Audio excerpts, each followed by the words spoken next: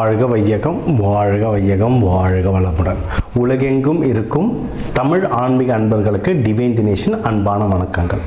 சரி, இந்த மாதம் டிசம்பர் மாதம் பலனை பார்க்க போகிறோம். சரி, டிசம்பர் என்ன ஸ்பெஷல்? ஃபஸ்ட்டு 2025 கடைசி 30 நாள் இது. சரிங்களா? இந்த வருஷம் எல்லாம் என்ன நடந்தது, அடுத்து என்ன நடக்க போகுதுன்றதுக்கு நடுவில் இருக்கும். ஸோ இந்த கடைசி 30 நாள் எப்படி இருக்குன்றதை பார்ப்போம். இருக்கிற மாதங்கள்லேயே இது வந்து ரொம்ப ஸ்பெஷலான மாதங்க. ஏன்னா நிறைய பண்டிகைகள், ஒன்று கார்த்திகை மாதம், இன்னொன்று மார்கழி மாதம், ரெண்டும் இருக்குது இதில். இன்னொன்று கார்த்திகை தீபம் வருது, மார்கழி திங்கள், மார்கழி ஃபங்க்ஷன்ஸ் எல்லாமே வருது, கிறிஸ்மஸ், நியூ இயர் எல்லாமே வருது.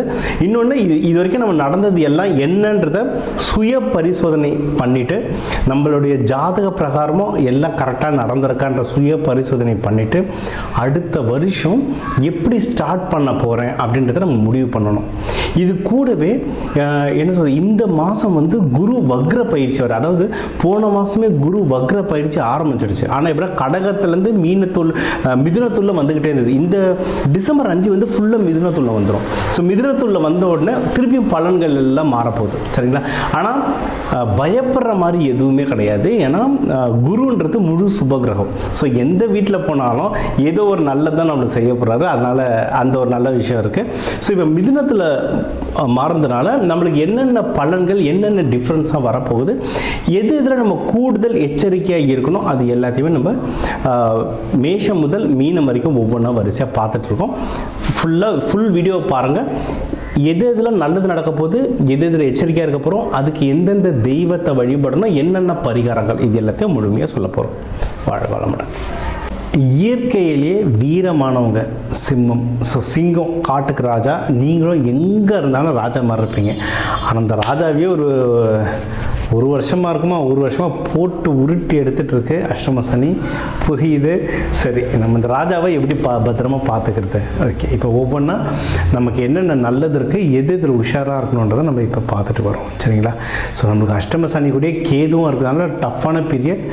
ஆனாலும் இப்போ குரு பகவான் வீடு மாறுறதுனால, வக்கரமாக அடைஞ்சிருக்கிறதுனால நம்மளுக்கு நிறைய நல்லது வரவும் வாய்ப்புகள் நிறையவே இருக்குது. ஸோ அது என்னென்னன்றதை இப்போ பார்ப்போம்.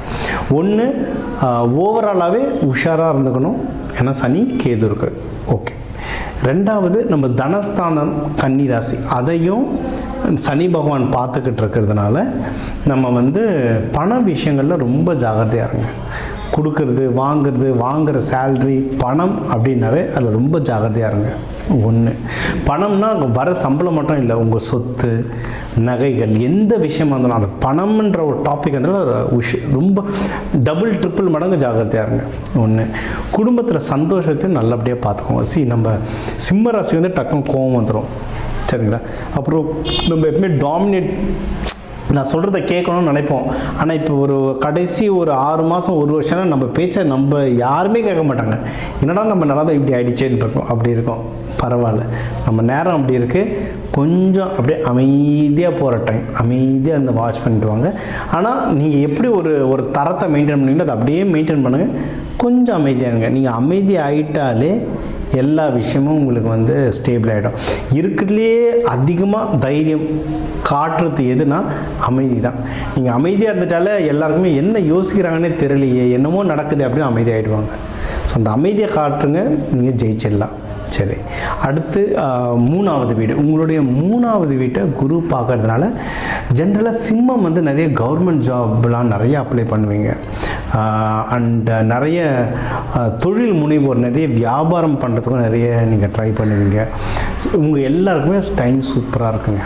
ஸோ கவர்மெண்ட் ஜாபுக்கு அப்ளை பண்ணுறவங்களாக இருந்தாலும் சரி, வெளிநாடு போகிறதுக்கு விசா அப்ளை பண்ணதாலும் சரி, ஹையர் ஸ்டடீஸ்க்கு எதுவும் அப்ளை பண்ண போகிறீங்க, இல்லை சார் நான் புது பிஸ்னஸ் இந்த 2026 ஒரு புது பிஸ்னஸ் ஆரம்பிக்க போகிறேன், நான் கம்பெனி ரிஜிஸ்டர் பண்ண போகிறேன், நான் வந்து ஜிஎஸ்டி வாங்க போகிறேன், எந்த ஒரு 1000 லட்சம் பேருக்கு நடுவில் நீங்கள் வந்து ஏதோ ஒரு காம்படேட் பண்ண போகிறீங்கன்னா தாராளமாக பண்ணணும். டைம் சூப்பராக இருக்குது. நீங்கள் ஸ்டார்ட் பண்ணுறது, நீங்கள் எவ்வளோ சீக்கிரம் ஸ்டார்ட் பண்ணுறீங்களோ ஸ்டார்ட் பண்ணுங்கள். பெஸ்ட்டு டிசம்பர் 5க்கு மேலே ஸ்டார்ட் பண்ணிங்கன்னா ஒன்றும் பெஸ்ட். டைம் சூப்பராக இருக்குது. சரியா? ஓகே. அடுத்து வீடு, வண்டி, வாகனம் எதனா வாங்கணும். இந்த லாஸ்ட் ஒரு மாதமே பார்த்தீங்கன்னா வண்டியிலலாம் நிறைய பிரச்சனை வந்திருக்கும். வீட்டிலலாம் ஏதாவது மெயின்டெனன்ஸ் செலவு மாறி வந்துக்கிட்டே இருந்திருக்கும். ஏன்னா சூரியன் செவ்வாய் இருக்குது, ஏதாவது இஷ்யூ வந்துக்கிட்டே இருந்திருக்கும். ஸோ அது எல்லாமே டிசம்பர் 17க்கு மேலாம் குறையுங்க. நீங்கள் ஏதாவது புதுசாக இன்வெஸ்ட்மெண்ட் பண்ண போகிறீங்கன்னா டிசம்பர் 17க்கு அப்புறம் பண்ணுங்கள். சார் கொஞ்சம் காசு வந்திருக்கு சார், நான் என்ன ஸ்டாக் மார்க்கெட் மேல் போடலான்னு இருக்கேன், நியூ இயருக்கு வீட்டில் நகை கேட்குறாங்க வாங்க போகிறேன்னா டிசம்பர் 17க்கு மேலே பண்ணுறது வந்து ஒரு சக்ஸஸ் தரோங்க. சரி, 5ல் வந்து குரு பகவான் சனி பகவான் 2 பேருமே பார்த்துட்ருக்காங்க. அப்போ என்ன பண்ணலாம், ஃபஸ்ட்டு உங்கள் மனசு வந்து கொஞ்சம் அலபாயும், அதுக்கப்புறம் அது ஸ்டேபிளாக ஆகும். ஒன்று, நீங்கள் வந்து கோவில் எவ்வளோ போயிட்டு வரீங்கன்னா அவ்வளோ நல்லது. முக்கியமாக குலதெய்வம் கோவில் முதல்ல குலதெய்வம் கோவில், அடுத்து வந்து உங்களோட இஷ்ட தெய்வம் கோவில் எதுவோ பெஸ்ட்டு எதுன்னு என்ன கேட்டிங்கன்னா சிவன் கோவில். சரிங்களா, சரபேஸ்வரர் வழிபாடுறது நல்லது. அப்படி இல்லைன்னா லக்ஷ்மி நரசிம்மர், பெருமாள் வழிபடுறது லக்ஷ்மி நரசிம்மர் இல்லை சத்யநாராயணா. இந்த சாமிகள் காம்பினேஷன் இப்போ இருக்கிற கிரக நிலைக்கு இந்த சாமி காம்பினேஷன் நீங்கள் வழிபட்டுட்டு வந்தீங்கன்னா சூப்பராக வேலை செய்யும். அதை நீங்கள் போயிட்டு அங்கே ஏதாவது நெய் தீபமோ இல்லை நல்லெண்ணெய் தீபமோ போட்டிங்கன்னா அது இன்னும் ரொம்ப ரொம்ப நல்ல வேலை செய்யும். எப்பவுமே ஞாபகம் வச்சுக்கோங்க, பெருமாள் கோயில் போகும்போது 2 விளக்கா போடுங்க, அது ஒன்றும் நல்ல பவர். சரிங்களா, புதன் கிரகன்றது 2 விளக்கா போட்டிங்கன்னா அது ஒன்றும் நல்லா பவராக இருக்கும். சரி, அடுத்து வந்து உங்களுடைய 6ஆம் வீடு, எதிரிகள் தொல்லையெல்லாம் இப்போ நிறைய கம்மியாக இருக்குங்க. சரிங்களா, எதிரிகள் தொல்லை கம்மியாக இருக்கும். உடல்நிலைகளும் முடிஞ்ச அளவுக்கு இப்போ நல்லா கொஞ்சம் சீராகிட்டு வரும். நீங்கள் எல்லாமே இப்போ கொஞ்சம் ரெக்கவரி டைமில் இருக்கீங்க. ஸோ இது எல்லாமே சீராகிட்டு வரும். நீங்கள் ஹஸ்பண்ட் ஒய்ஃப் இப்போ டைம் நல்லா இருக்குங்க. 7ஆம் வீடு நல்லாயிருக்கு. ஸோ அதனால் யாராவது நீங்கள் வந்து பொண்ணு மாப்பிள்ளெல்லாம் பார்க்க போகிறீங்கன்னா தாராளமாக பார்க்கலாம். இல்லை பார்த்தவங்களுக்கு ஃபிக்ஸ் பண்ணணுன்னாலும், மேரேஜ் அரேஞ்ச் பண்ணாலும் நேரத்துக்கு டேட்டு புக் ஆகிருக்கும், இல்லை கடைசி நேரத்தில் பண்ணோன்னாலும் நீங்கள் மார்கழிக்கு முன்னாடியே பண்ணிட்டுங்க. டைம் ரொம்ப நல்லாயிருக்கு உங்களுக்கு, இப்போ டைம் நல்லாயிருக்கு.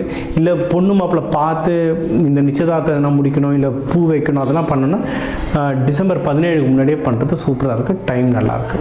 அண்ட் பிஸ்னஸும் ஸ்டார்ட் பண்ண போகிறீங்க, எனக்கு ஏதோ ஒரு பார்ட்னர்ஷிப் சைன் பண்ண போகிறேன், பார்ட்னர்ஷிப் சம்மந்தமாக என்ன பண்ணணும்னா டிசம்பர் 17க்கு முன்னாடியே பண்ணிடலாம். ரொம்ப நல்லாயிருக்கு. ஸோ பார்ட்னர்ஷிப் இது எல்லாமே நல்லாயிருக்கு. ஹஸ்பண்ட் ஒய்ஃப்குள்ளே அஷ்டம சனியில் நிறைய சின்ன சின்ன சண்டைகள் வந்திருக்கும். நீங்களே போய் பேசுங்க. நீங்கள் பேசுறதுக்காக தான் வெயிட் பண்ணுறாங்க. நீங்களே வந்து பேசிட்டீங்கன்னா அதுவும் சுமூகமாக முடியும். எல்லாமே நல்லா தான் இருக்குது. சரிங்களா, கடன் கொடுக்கறது வாங்கிறது மட்டும் ரொம்ப கேர்ஃபுல்லாக இருங்க.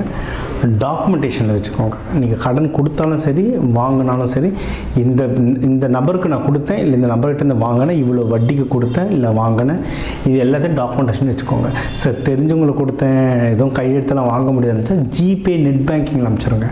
ஏன்னா அதுவே டாக்குமெண்டேஷன் தான். ஏன்னா வாங்கும் போது எல்லாருமே சந்தோஷமாக நம்மகிட்ட எல்லாம் கொடுத்துறேன்னு வாங்க சார், 6 மாதம் கழித்து தான் பிரச்சனை ஸ்டார்ட் ஆகும். சரிங்களா, நீங்கள் இந்த டாக்குமெண்டேஷன் தானே நீங்கள் காட்டலாம், வேலை சுமூகமாக முடியும்.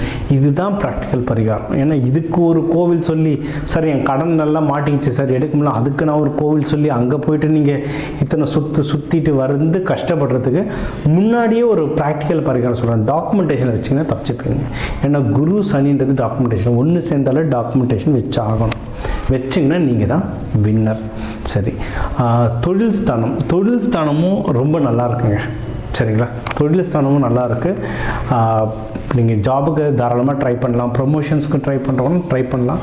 ஆனால் முடிஞ்ச அளவுக்கு இப்போ அஷ்டம சனி நடந்துட்டு இருக்கிறதுனால நம்ம சைலண்ட்டாக எதை நம்ம பண்ணுறோமோ அதுதான் நம்மளுக்கு வந்து ரொம்ப நல்லதுங்க.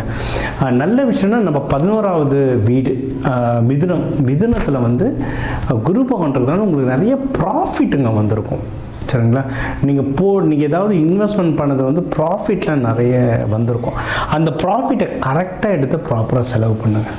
ஏன்னா நம்மளுக்கு வந்து சனி பகவான் நம்ம தனஸ்தானத்தை பார்த்துட்டு இருக்கிறதுனால கண்டிப்பாக செலவுகள் வரும், பணமும் வரும். அப்போ என்னென்னா சுப விரயமாக்கிடணும்.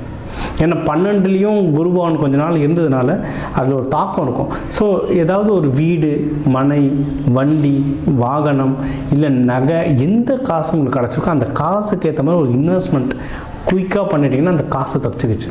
இது உங்களுக்கு வந்து பின்னாடி ரொம்ப யூஸ் ஆகும். ஸோ இதுதான் விதி என்னென்னா உங்களுக்கு செலவு ஆகணுன்றது விதி. மதி என்னென்னா அந்த செலவு எடுத்து நல்ல செலவில் போட்டிங்கன்னா ஜெயிச்சிடுங்க. இதுதான் விதியை மதியால் வெல்றது. ஸோ இந்த 2025 நம்மளுக்கு கொஞ்சம் டஃப்பாக இருந்திருக்கும்.